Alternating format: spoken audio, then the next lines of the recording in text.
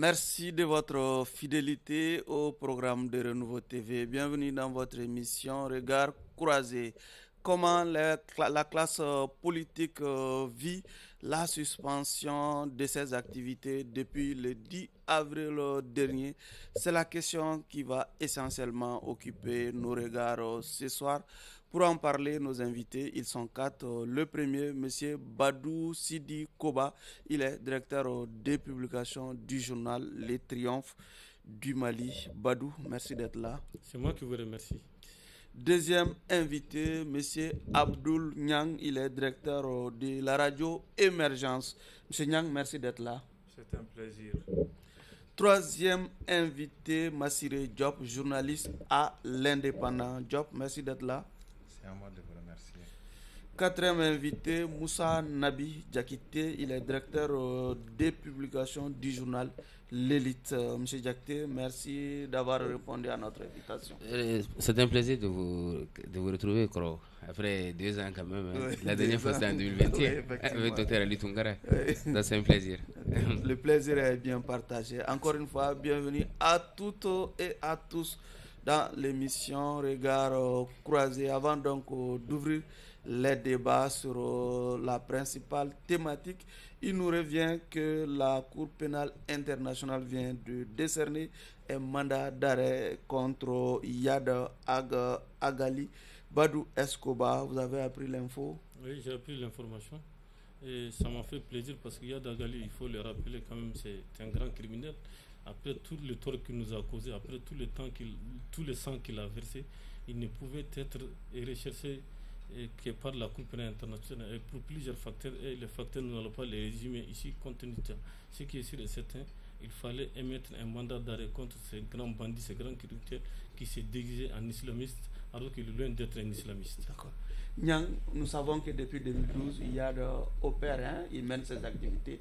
Pourquoi maintenant ce mandat d'arrêt? C'est une autre mystification de la part du club qu'on appelle la communauté internationale. Le mandat date de 2017, mais le mandat avait été décerné avec scellé, ça veut dire on ne rend pas public. Souvent, c'est pour protéger l'enquête, permettre aux forces de pouvoir interpeller la personne recherchée et de collecter les preuves nécessaires pour son inculpation. Maintenant, on doit se poser la question, pourquoi en 2017 on a lancé un mandat avec scellé et pourquoi on a levé les scellés en 2024? Est-ce que la personne recherchée a été interpellée? Ce qui n'est pas le cas. Est-ce que pourquoi attendre que la justice malienne lance un mandat d'arrêt contre lui pour que la CPI aussi informe qu'elle aussi avait déjà lancé un mandat depuis 2017? À mon sens, c'est pour contrecarrer la procédure initiée au Mali. Il y a le principe de la complémentarité entre les différentes juridictions. Le Mali a déjà montré la volonté de juger. Donc, en quoi la CPI, de quoi elle s'en mêle? Donc, ce n'est pas du tout clair. On vient d'apprendre la condamnation d'un autre responsable de l'ancienne police islamique, mais qui a été jugé pour des crimes culturels, la destruction des mausolées.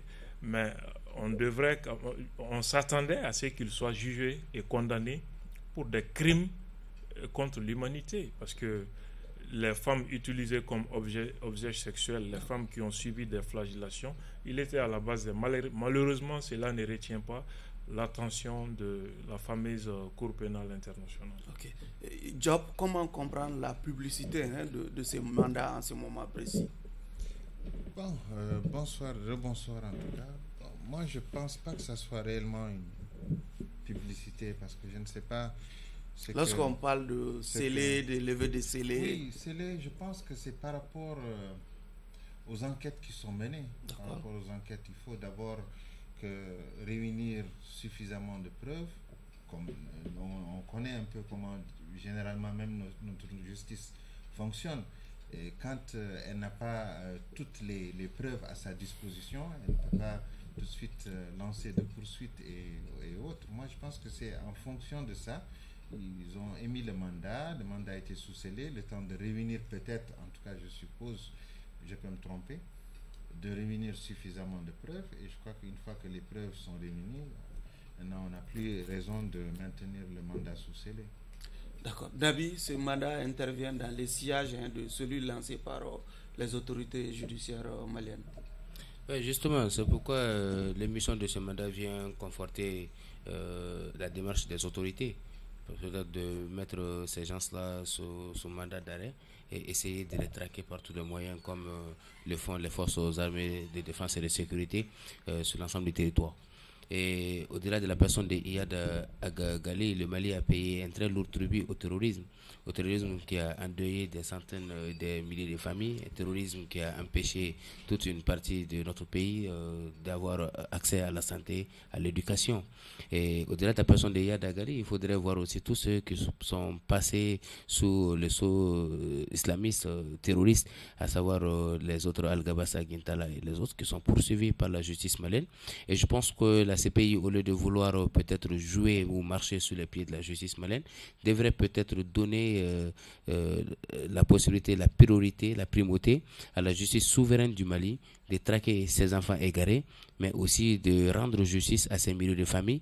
Et peut-être qu'après cela, peut-être nous pouvons peut-être espérer une entente, une paix durable pour notre pays.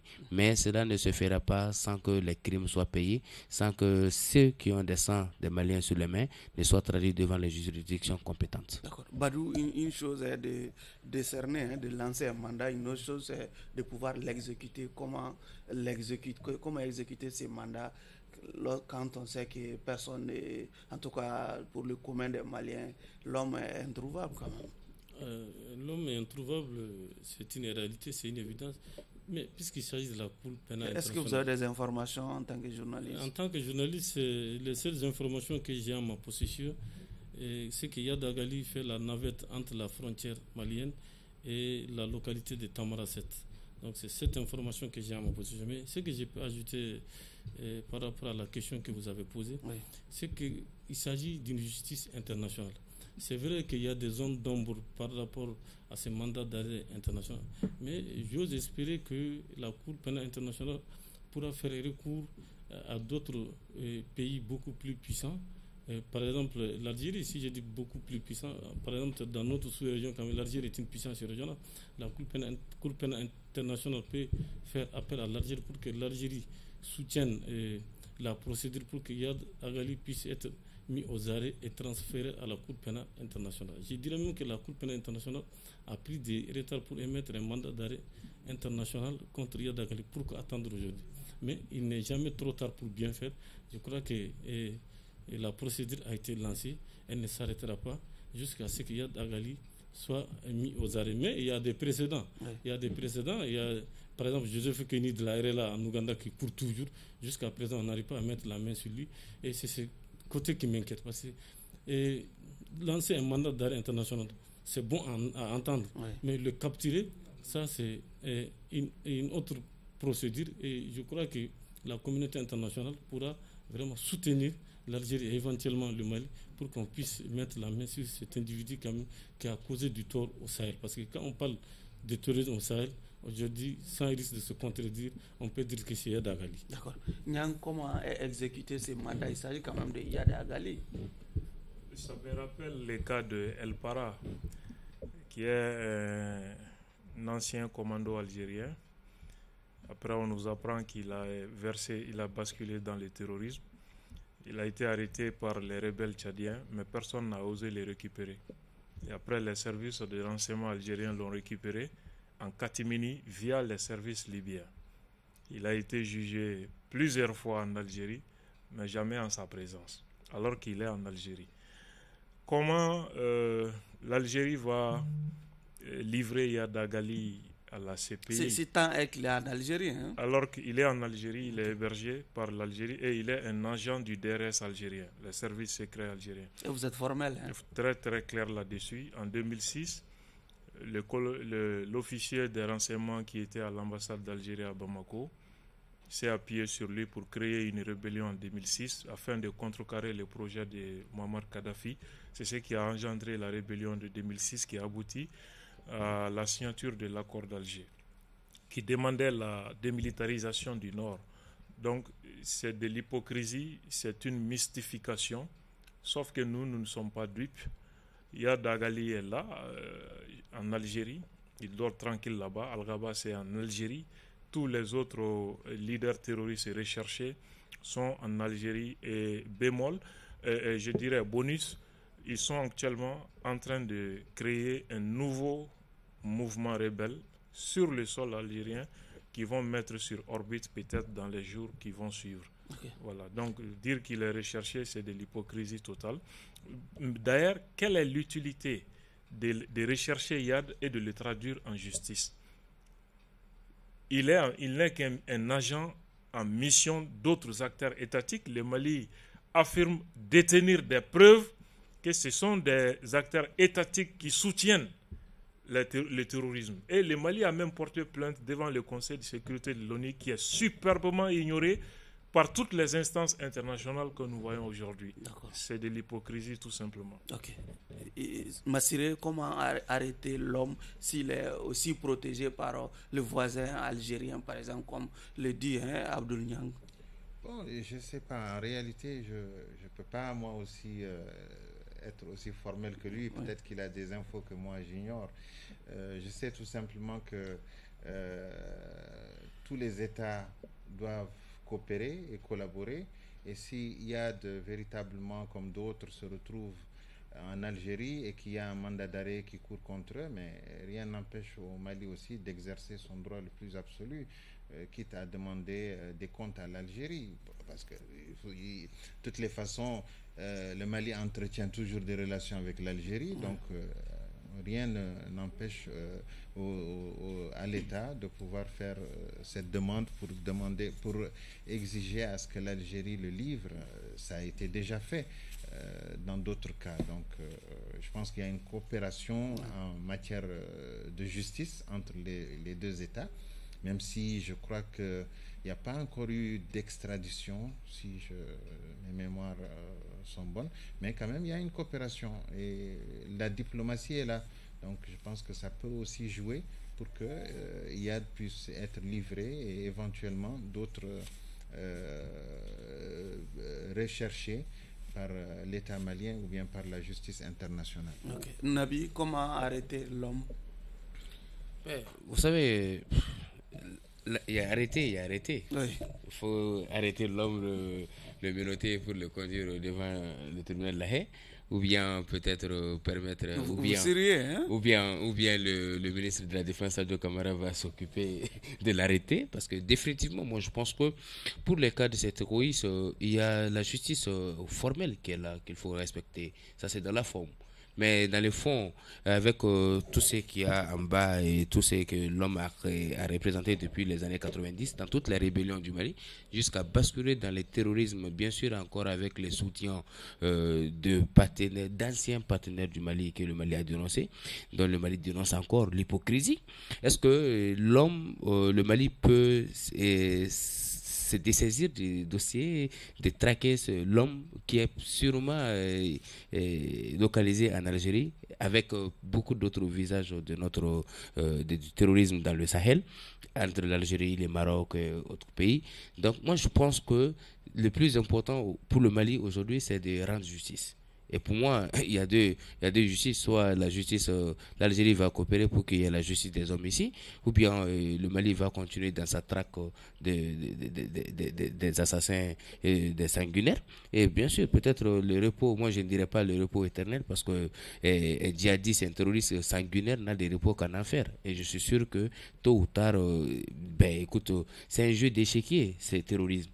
Donc tôt ou tard, il y aura des pions qui vont être sacrifiés, et je pense que son heure est arrivée, et je suis sûr que ça ne reste qu'une question de temps, et peut-être il n'y aura même pas le temps de passer devant des juges, mais on va quand même prier que le Mali ait justice et qu'il paye ceux qui ont le sang des Maliens sur les mains. Pour revenir à notre sujet principal, le 10 avril dernier, les autorités de la transition annonçaient la suspension des activités des partis politiques et des activités à caractère politique des associations. La mesure a été justifiée par le gouvernement par le souci de créer les conditions requises pour la bonne tenue du dialogue intermalien. Quel bilan peut-on faire de l'observance de ces décrets par la classe politique? Faut-il le maintenir malgré la tenue du dialogue intermalien? Nous préférons vous soumettre la question. Déjà, Badou, quel bilan vous pouvez en tout cas dresser de l'observation de ce décret par la classe politique? Est-ce que la classe politique s'est soumise à ces décrets? Oui, je dirais que la classe politique, dans sa grande majorité... Aucune violation? Mais il y a eu quelques violations quand même, il faut les rappeler. Allez-y. Il y a eu quelques rares violations, mais toujours est-il que la décision a été presque respectée par une très grande partie de la classe politique. Parce que, rappelons-le, il y a quand même un regroupement de partis qui a signé une déclaration le 31 mars 2024 et qui s'oppose à ce décret. Et les signataires de cette plateforme ont même porté plainte devant la Cour suprême. On attend le verdict de la Cour suprême. Mais toujours est-il que dans une démocratie, parce que la Constitution n'a pas été suspendue, il y a une nouvelle Constitution, il y a la charte. On ne peut pas, dans ce contexte, suspendre quand même les partis politiques, parce que quand on dit démocratie, c'est les partis politiques, parce que c'est les partis politiques qui animent la scène. Et j'ai suivi la déclaration du ministre d'État, ministre de l'administration territoriale, Abdoulaye Mbengue, qui a dit que la suspension des partis politiques, c'est pour permettre la tenue du dialogue intermalien, c'est pour empêcher les discussions stériles. Or, on peut pas éviter surtout la polarisation des débats autour du DIM. Oui, mais on ne peut pas faire un dialogue intermalien sans faire recours à la classe politique. Moi, je dirais tout simplement que la suspension des partis politiques, ça n'a pas été une bonne chose. Moi, je trouve que la transition devrait plutôt convaincre par des actions. Et au-delà de la suspension des partis politiques, les arrestations, les enlèvements, je pense que la transition devrait sortir de ça et convaincre par des actions. À travers les actes posés, vous pouvez convaincre le peuple et le peuple va continuer à vous soutenir dans ce sens. Mais si vous utilisez la méthode stalinienne ou bien la méthode nord-coréenne pour pouvoir faire taire les voix discordantes, je trouve que ça affecte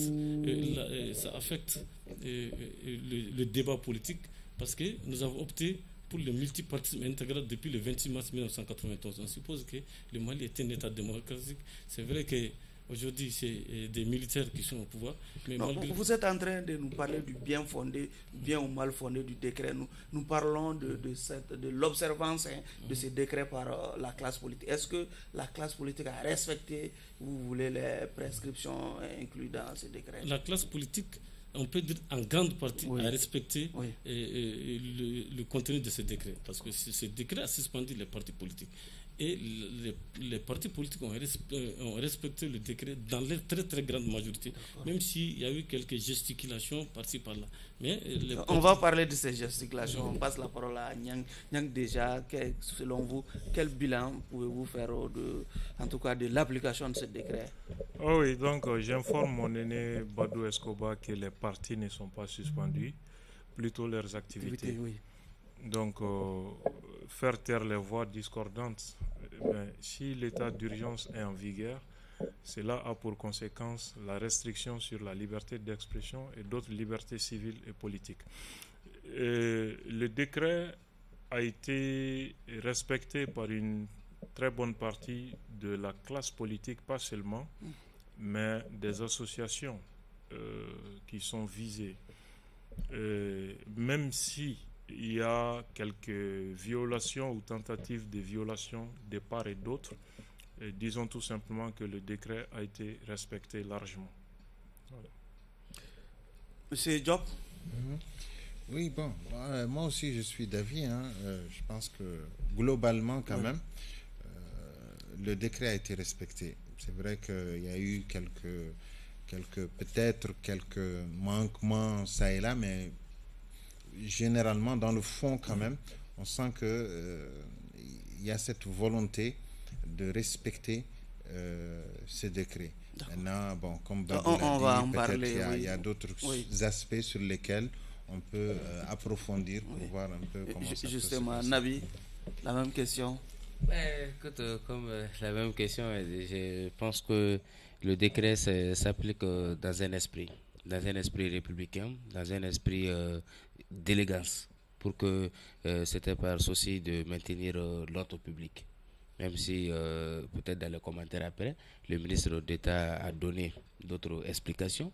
Et je pense que l'application dénote de cette appréhension, de cette volonté politique de se parler, mais dans un cadre respectueux, dans un cadre qui permet de maintenir l'ordre public et de maintenir les Maliens de façon solidaire et unie à rentrer et sortir par une seule porte. Et je pense que son application, son succès va de ce fait-là, malgré qu'il y ait ici et là des incompréhensions et peut-être même des interprétations qui ont divergé, mais peut-être on va revenir là-dessus au cours du débat. Mais je pense que le plus important, c'est que ça continue encore et peut-être que ça devrait continuer dans cet esprit républicain et élégant pour qu'il y ait une compréhension mutuelle entre nous au lieu d'aller vers un bras de fer. D'accord. Badou, nonobstant votre premier constat, il nous revient que certains comportements de certains acteurs ont été perçus comme des violations de ce décret, par exemple. Je fais allusion à cette réunion des responsables de la déclaration du 31 mars et également de cette rencontre que le Premier ministre a eue avec ses partisans à son domicile. Est-ce que ces activités-là sont constitutives de violations, si vous voulez, de ce décret? Oui, on peut dire qu'une brèche a été ouverte. Oui. Quoi qu'on dise quand même, il y a eu deux activités politiques. Par exemple, par rapport à ce qui s'est passé chez Moustapha Diko, moi je trouve que c'est un domicile privé. C'est vrai, certains disent que des documents ont été trouvés à leur position, des documents dans lesquels il y a des conférences de presse en vie, des points de presse, des manifestations en vie.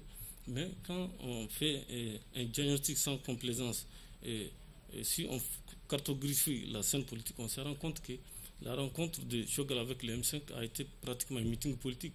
Le président de la transition de l'État, quand il a été à Sikasso, les diatribes qu'il a lancées contre la France, c'est un meeting politique.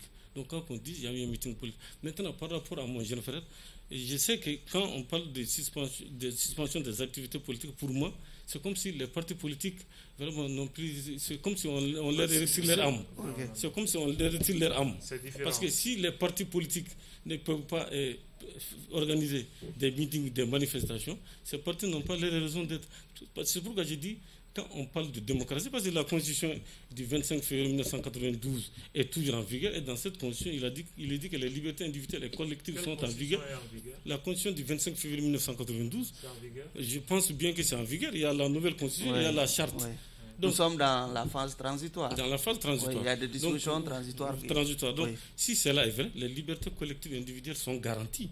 Et le président a prêté serment sur la Constitution. Même l'actuelle Constitution, quand même, la nouvelle garantit quand même les libertés individuelles et collectives. Donc, c'est par rapport à ça que j'ai désiré parler. Mais je dirais tout simplement que pour l'image du pays, pour l'exercice démocratique, parce que vous savez que quoi qu'on dise, la démocratie quand même a été obtenue à l'arraché. Il a fallu plusieurs manifestations qui ont abouti à la chute du président Moussa Traoré. Donc, si réellement cela est vrai, je pense que les tenants du pouvoir devraient tout faire vraiment pour lever la suspension des activités des partis politiques. Parce qu'eux-mêmes, d'après eux, ils tiennent à l'exercice démocratique. Et si vous tenez à l'exercice démocratique, donc il ne sert à rien de suspendre les activités des partis politiques. D'accord. Nyang, visiblement, vous n'êtes pas du tout d'accord avec votre vis-à-vis. Non, pas du tout, parce que lui-même vient de dire que ce sont ces manifestations qui constituent un droit fondamental, qui ont été utilisées par les politiques pour renverser Moussa Traoré. J'ajoute pour renverser Ibrahim Boubacar Keïta. Donc, ceux qui sont au pouvoir doivent-ils leur permettre de continuer à perpétuer la même tradition? Mais non. La raison invoquée par le gouvernement pour suspendre les activités des partis politiques et les activités à caractère politique des associations, c'est une raison de sécurité nationale. C'est pourquoi quand vous regardez les visas de ce décret, on fait mention de la loi de 2004 portant organisation générale de la défense nationale. Également la loi de 1958 ou 59 sur la liberté de réunion.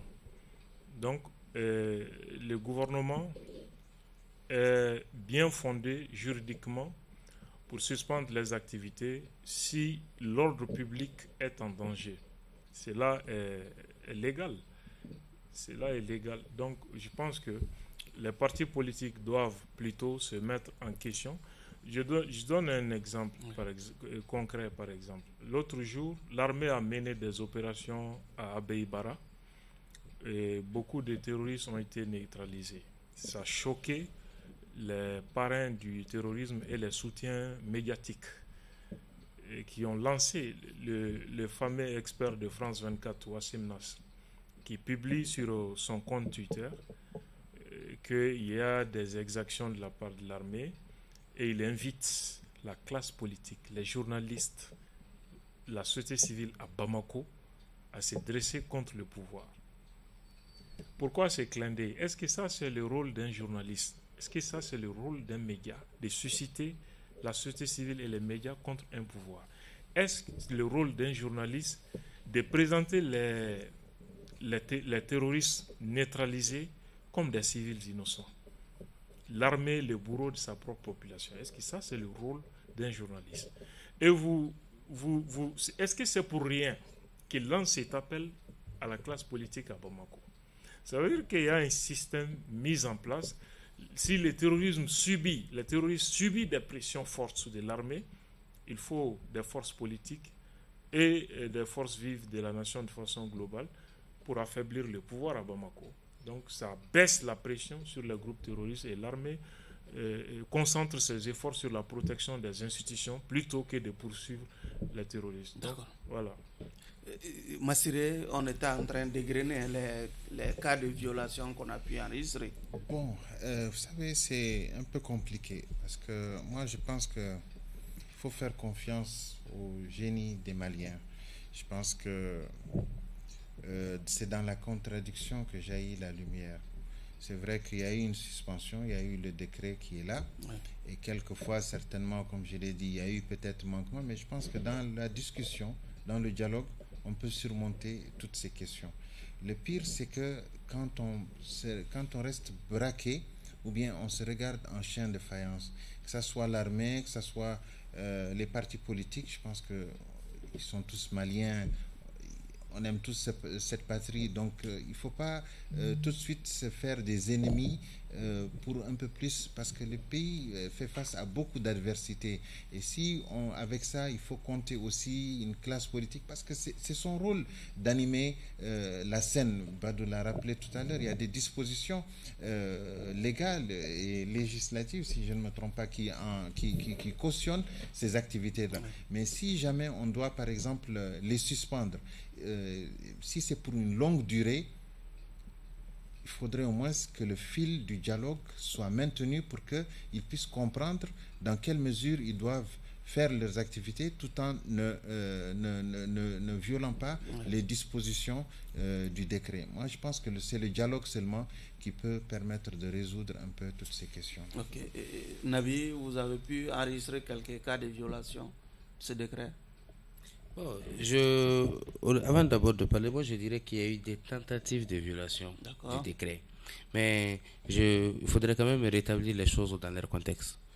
La suspension est intervenue à un moment où les autorités avaient engagé les démarches pour tenir un dialogue intermalien. Justement. Et ça arrivait à un moment où la charte avait fixé la transition à 24 mois. Et il y a eu une déclaration tendacieuse, il faut le reconnaître, de regroupements politiques qui se disent ne plus se reconnaître dans la transition. Alors maintenant, exiger un nouveau dialogue ou des élections. Il y a un pouvoir en place qui veut que les uns et les autres se retrouvent.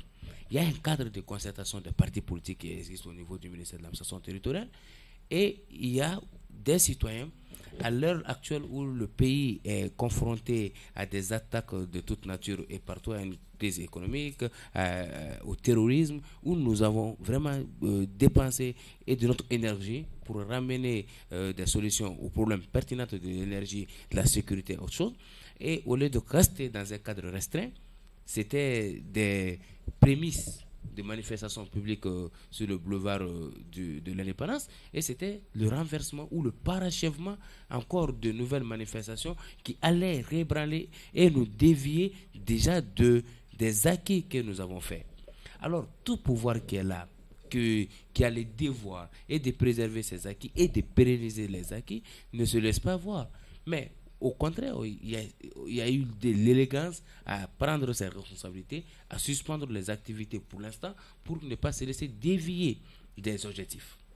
Maintenant, si cela a été compris, c'était une invitation aussi à la classe politique pour savoir que la volonté est toujours que nous sortons et nous entrons par la même porte. Mais on a assisté à une auto-exclusion du dialogue intermalien qui aurait pu être un cadre d'échange et sortir des procès d'intention. Si nous avions participé, peut-être que toutes les recommandations ne seraient pas prises en compte, mais peut-être qu'il y aurait eu possibilité de se faire entendre. Alors, on a raté ce coche, on a tenu le dialogue intermalien. Il y a une décision qui doit être prise, peut-être modification de la salle de transition et autre chose. Mais je pense que quand on se rappelle ce truc-là, c'est un devoir pour tous les Maliens aujourd'hui de savoir qu'il y a les luttes et les manifestations politiques. Ce qui n'a pas été interdit, on n'a pas interdit les réflexions, on n'a pas interdit les propositions. Par exemple, mon cher Moussa Maraké, j'aime bien, que j'apprécie très bien, prend toujours ses positions, ses pronoms sur la vie de la nation, parce que rien ne peut l'en empêcher en tant que Malien. On n'a pas empêché des politiques de se retrouver sur des plateaux TV pour parler Mali. Alors, ce qui est interdit, ce sont des activités qui pouvaient nous foncer, nous amener encore à plus de divisions, à créer le fossé entre nous. Et si nous ne sommes pas capables de renoncer à cela dans un esprit républicain et légal, pour nous retrouver autour d'un cadre de dialogue, pour parler Mali, parce que tout le monde veut parler du Mali. Alors, qu'est-ce qui empêcherait de parler le Mali?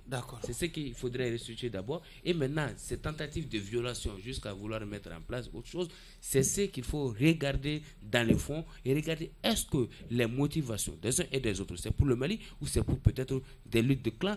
Mais il faut savoir que le peuple est abusé et désabusé d'être toujours pris dans des revendications quasi personnelles que quasi intérêts et collectifs. Parlant de l'arrestation des 11, si vous voulez, de l'interpellation suivie de l'arrestation des personnalités de la déclaration du 31 mars, commentaire, est-ce que vous pensez que cette arrestation aussi, est-ce que vous avez si vous voulez, des informations sur les derniers développements? Oui, par rapport aux derniers développements, je sais que les intéressés ont été dispersés à l'intérieur du pays. Mais je ne suis pas un praticien du droit, je ne peux pas dire le droit, mais il y a Mamadou Konaté, qui est un membre influent du M5, qui a bel et bien dit que la loi de 1958 autorise les réunions privées. Et c'est dans ce cadre qu'il y a eu cette réunion privée. Et les intéressés ne s'attendaient pas à être arrêtés. Et ils estiment que le jour de leur procès, le droit sera dit et ils seraient tout simplement relaxés. Maintenant, je vais rebondir sur un autre aspect aussi. Ouais. Par rapport à la vie publique même, vous savez, l'armée malienne a toujours été le seul rempart contre les tentatives de partition du pays. Et j'ai toujours dit que la grande guerre patriotique contre le terrorisme ne saurait être gagnée sans le soutien total du peuple malien à nos forces armées nationales. Mais l'armée, c'est un corps, l'armée a ses réalités, il y a la classe politique. Vu les circonstances, les militaires ont été obligés d'intervenir pour prendre le pouvoir parce que le M5 RFM l'a dit, les militaires sont venus pour parachever leurs actions.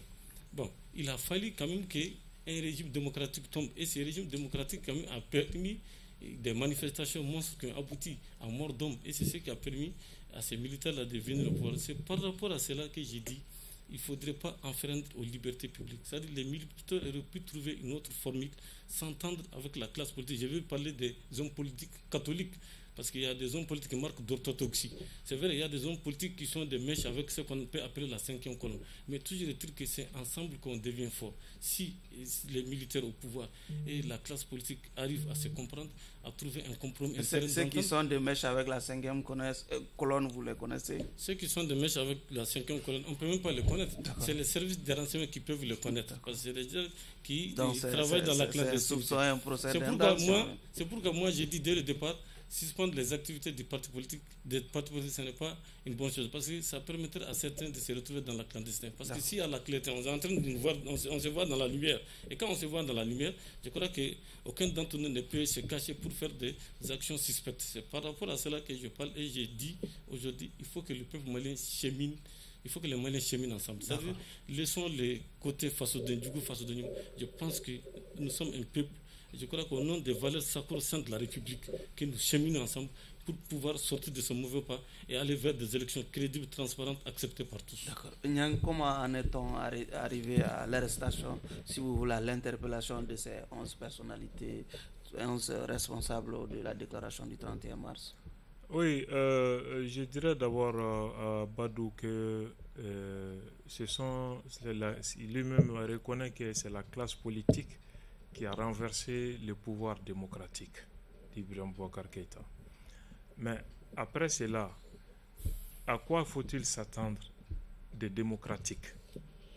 Si vous-même vous êtes le bourreau de la démocratie, vous perpétrez un crime contre le peuple en suscitant un coup d'État. Les militaires sont venus, ils ont dit nous avons parachevé votre lutte. Ça veut dire quoi? Quelque chose est parachevé, ça veut dire que c'est fini. C'est une nouvelle phase qui s'ouvre. Ce que vous avez entamé, c'est définitivement clos. Maintenant, c'est une nouvelle phase qui s'ouvre. Certains prennent cette expression pour dire, bon, c'est vous-même qui avez dit, comme s'il y avait une continuité. Non. L'armée a juste sauvé la nation en mettant fin à toute aventure antinationale en cours sous le drapeau du M5 RFP. D'accord. Maintenant, il faut accepter la démocratie militaire et vivre avec. C'est ce que nous sommes en train de vivre aujourd'hui.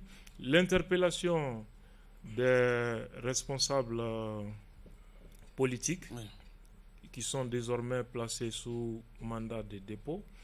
D'abord, il y a un souci dans la forme. Au début, on a appris que c'est les services de renseignement qui intervenaient pour les arrêter.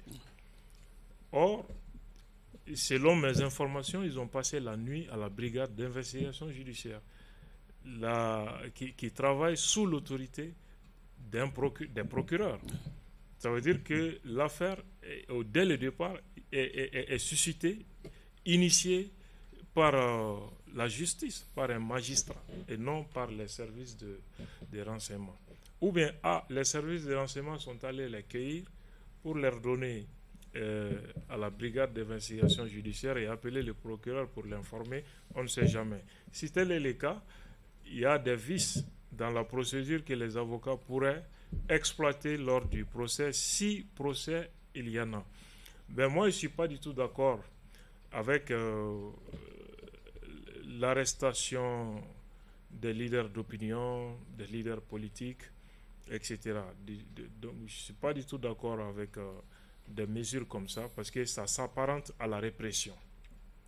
Or, la répression a trop de conséquences pour un pouvoir, parce que ça peut engendrer n'importe quel soulèvement, n'importe quelle révolte qu'on ne pourrait pas contrôler.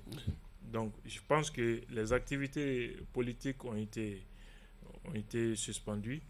Il fallait peut-être les interpeller si ils étaient en réunion, mais je ne sais pas les raisons de leur interpellation et leur placement sous mandat.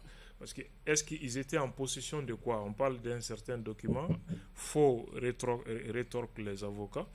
Maintenant, puisque nous ne savons pas qu'est-ce que le procureur a écrit sur le mandat, ils sont poursuivis. Pourquoi? Qu'est-ce qu'on leur reproche concrètement? Jusqu'à présent, on ne le sait pas. Certains parlent d'atteinte à l'autorité de l'État, certains parlent l'article 45 du Code pénal, ça c'est les cas de complot contre le gouvernement légal mis en place. Là également, il y a un problème au niveau de la formulation de la phrase.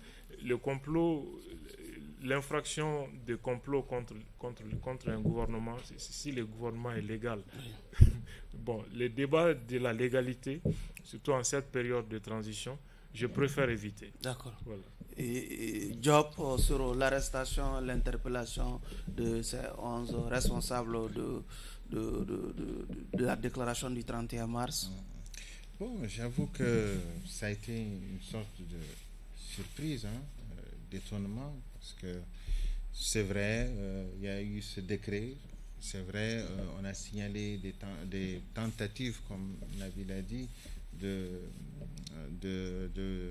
comment dirais-je, de violation des dispositions, mais bon, je pense que de là à les interpeller, à les placer sous mandat de dépôt, il y a un pas à franchir.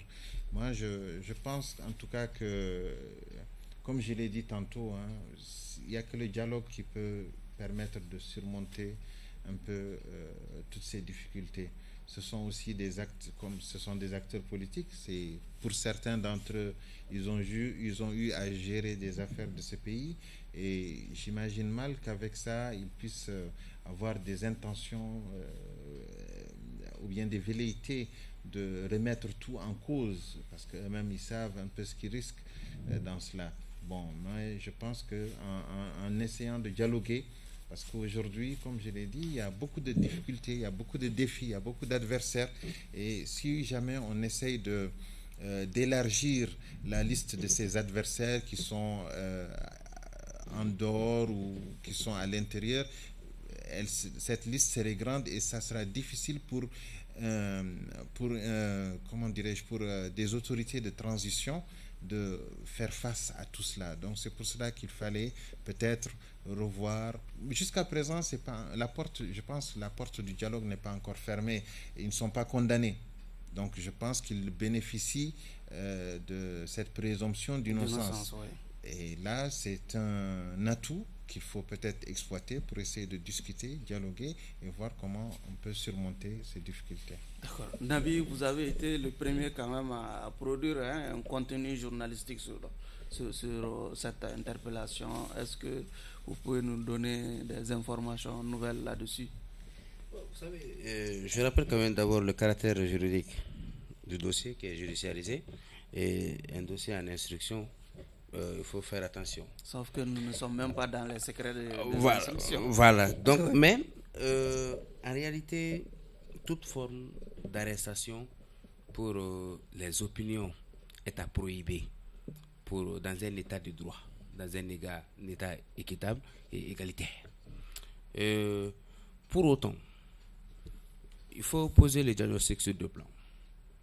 C'était une réunion formelle ou est-ce qu'il y avait bémol quelque part? Parce que d'après les informations que nous avons, que j'ai d'abord à ma possession, oui. Dans le point 4 de ce qui a été saisi comme document des réflexions du comité scientifique des signataires de la déclaration du 31 mars, il y a des actions comme la dénonciation des abus de la junte. Il y a des actions comme obtenir le soutien et l'accompagnement de la communauté internationale. Il y a des actions comme réclamer, porter plainte contre le CNT, et le point 14, c'est des actions quand même de manifestations politiques. Des manifestations politiques dont généralement nous savons la finalité. Alors, est-ce que c'était une réunion? Il faut avoir la sincérité et le courage de se le dire, malgré que nous avons des proches qui sont dedans. Est-ce que c'était une réunion pour aujourd'hui aller à la reconquête de la crédibilité de la classe politique et partir en mission d'union et de renforcement du dialogue entre les Maliens, ou c'était déjà une inscription totale dans un esprit de renversement de ce régime qui peut-être serait en train de réprimer? Sinon, en bonne volonté entre Maliens, quel abus pouvons-nous dénoncer à travers les médias internationaux que nous ne pouvons pas publier dans nos journaux, que nous ne dénonçons pas déjà? Il y a tellement de tares que Massiré dénonce, il y a tellement de tares que nous dénonçons à longueur de journaux dans nos revues. Et pourtant, on n'a jamais, entre Maliens, fermé nos revues à qui que ce soit. Certains sont partis en prison pour l'avoir fait, dont moi. D'accord, ouais. Mais je le dis quand même. Et aller porter plainte contre le CNT, c'est légal s'il le justifie. Mais nous sommes à 4 ans de transition. Il y a ce côté-là qu'il faut regarder. Est-ce que réellement c'était une réunion ordinaire dans un cadre à la maison qui a été fait, ou est-ce que sur la base du renseignement des autorités, l'État, dans son devoir régalien de protéger et les institutions de la République, et lui-même a agi sous le couvert et sous l'ordre d'une autorité judiciaire?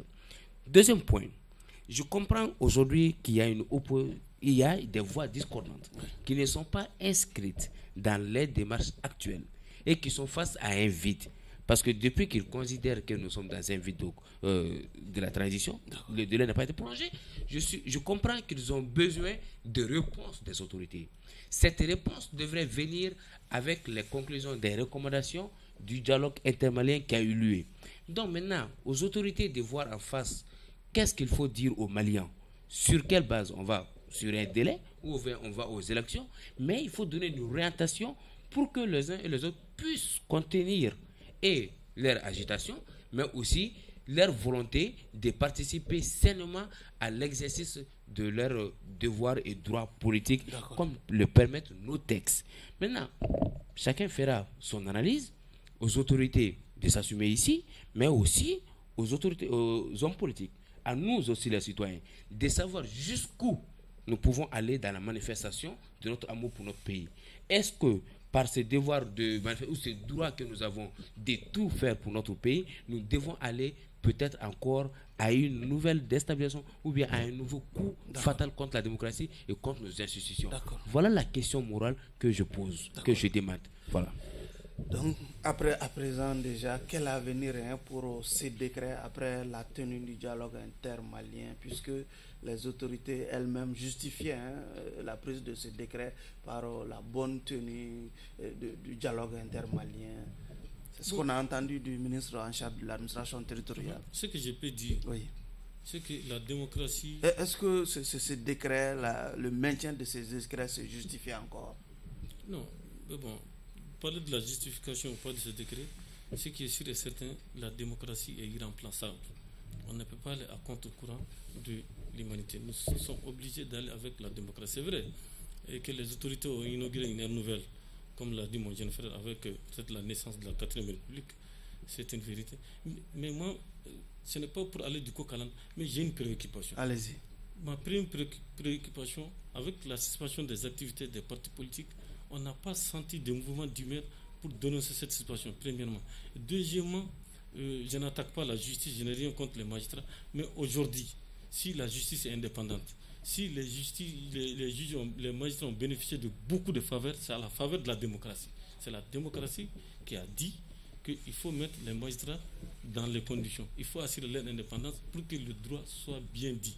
Donc, moi, je trouve qu'il faut aller sur ces deux bases-là. C'est-à-dire, pour la consolidation de la démocratie, il faut revoir le cadre des partis politiques. Je ne dirais pas que les vieux apparatchiks de 91 seront écartés, mais je sais quand même qu'on va assister prochainement à un rajeunissement de la classe politique. Et deuxièmement, et par rapport à la justice également, je pense que de ce côté-là aussi, il y a du travail à faire. Vous refusez de répondre à ma question? Non, ne me posez pas de questions pièges. Vous savez, Yeri Bokoum a été relaxé avant-hier. Là où il était, je ne souhaite pas être là-bas. Ça, je ne le souhaite pas. Voilà, moi, je ne souhaite pas être là-bas. Je ne souhaite pas être là-bas. Mais ça, je ne vais pas vous le dire. Il ne faut pas me piéger. Tu veux que j'aille le remplacer là-bas? Non, je ne vais pas le remplacer. Maintenant, ce que je peux dire, le décret là, je sais que le décret là sera levé. Et très prochainement. Parce qu'on ne peut pas aller à des élections et en même temps et permettre la suspension des activités des partis politiques. Pour aller à des élections, quand même, il faut des partis politiques. Et je sais que très prochainement, la mesure sera levée. J'ai bon espoir. Il y a des raisons d'espérer parce qu'avant-hier, seulement lors du Conseil des ministres, on a nommé beaucoup de préfets, beaucoup de sous-préfets, beaucoup de directeurs de cabinet au niveau du gouvernement. Donc, ça veut tout simplement dire que le pouvoir central se rapprocher de toutes les localités, parce que la nature a horreur du vide, pour peut-être prochainement permettre la tenue des élections générales. D'accord. Quel avenir pour ce décret après les dîmes? Bon, le dialogue intermalien recommande la suppression des partis politiques. Donc, si le président devait faire écho de cette demande populaire, parce que l'écrasante majorité des Maliens pensent la même chose.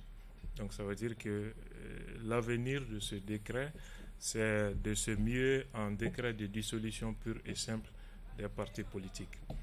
Bon, je ne sais pas si on va aller jusqu'à cette extrémité, puisque le pouvoir n'est pas tenu d'accéder à cette recommandation. Ou bien peut-être quand est-ce qu'il faudra le faire.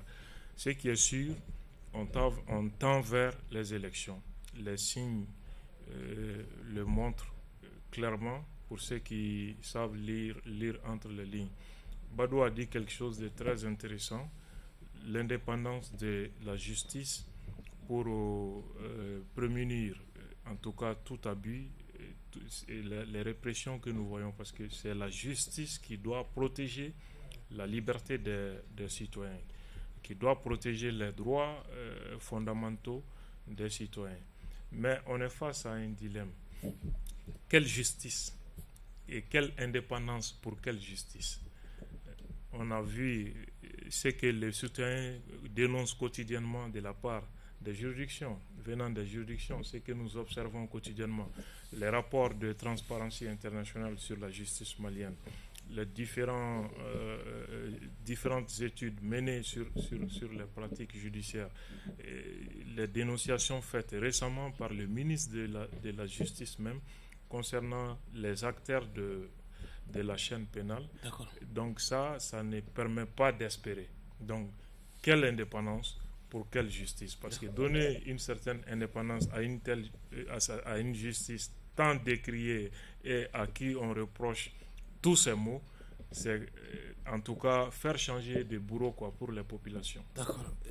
Monsieur Diop, déjà, selon vous, après la tenue du dialogue, est-ce que le maintien de ce décret se justifie encore, puisqu'on a entendu le ministre en charge de l'administration justifier la prise de ce décret par l'instauration d'un débat serein pour les participants?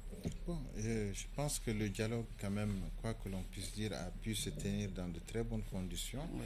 Et les participants sont sortis avec des recommandations. Donc maintenant, je pense que cette page est tournée. Maintenant, ce qui va peut-être débuter, c'est la mise en œuvre. Ça, c'est une autre paire de manches. Je pense que cette mesure, donc, dès l'instant où on l'avait prise pour justifier tout simplement la tenue sereine du dialogue, elle n'a plus sa raison d'être. Maintenant, il faudrait que ce soit un autre décret qui vienne l'abroger. C'est ça maintenant ce qui est attendu. Bon, et puis de toutes les façons, quoi qu'il en soit, les activités politiques, c'est normal dans la vie d'une nation, dans la vie d'une démocratie. Donc, on ne peut pas faire fi de cela. C'est vrai, ils peuvent demander la suppression, la diminution et tout ça, mais on ne peut pas faire fonctionner une démocratie quand même sans parti politique. Ça, je crois que c'est quasiment impossible. Mais dans tous les cas, moi, je pense que les ennemis sont nombreux et il ne faudrait pas encore ajouter, bien allonger la liste des ennemis. Oui. Mieux vaut donc instaurer un dialogue, parce que c'est à travers le dialogue que tout peut se régler. Et le dialogue, il ne doit jamais être fermé ou bien seulement être mis dans un seul cadre. D'accord, le dialogue intermalien est très important, mais le fil doit continuer, parce que même dans la mise en œuvre des recommandations, sans le dialogue, ça serait difficile. D'accord. Donc, du coup, vraiment, l'accent devrait être mis beaucoup plus sur le dialogue pour essayer d'instaurer un climat serein afin que tout le monde puisse donner son opinion sur une sortie de crise. Nabi, le gouvernement semble oublier ce décret alors qu'il a été pris dans le contexte de la bonne tenue du dialogue. Justement, je pense que parler de l'avenir du dialogue, du décret de suspension des activités politiques est sans substance réelle. Mais ce qui est fait, c'est que nous avons tenu le dialogue, et comme le dialogue a produit ses recommandations, compte tenu du climat politique et climat social même, il y a certaines décisions qu'il faut, où il y a certaines questions qu'il faut élucider le plus rapidement possible. C'est-à-dire, il revient aux autorités aujourd'hui de mettre fin à toutes ces suppositions entre d'abord la capacité et la collégialité du travail gouvernemental, où on entend ici et là des trucs en bas où il y a les acteurs qui se contredisent à travers des déclarations par personne interposée, où il y a des déclarations où d'autres se dédouanent de certaines actions. C'est-à-dire qu'il y a un manque de concertation, et cela crée peut-être un manque de lisibilité claire des actions du gouvernement d'abord. Deuxièmement, il faudrait décider de l'avenir de la transition. Il faudrait décider, est-ce que nous allons continuer dans cette mesure exceptionnelle avec les sacrifices des uns et des autres, ou bien nous allons mettre en place les mécanismes nécessaires pour que les dispositions transitoires pour la mise en œuvre de la nouvelle constitution rentrent en vigueur, pour que nous allions rapidement vers la mise en place d'institutions issues d'élections.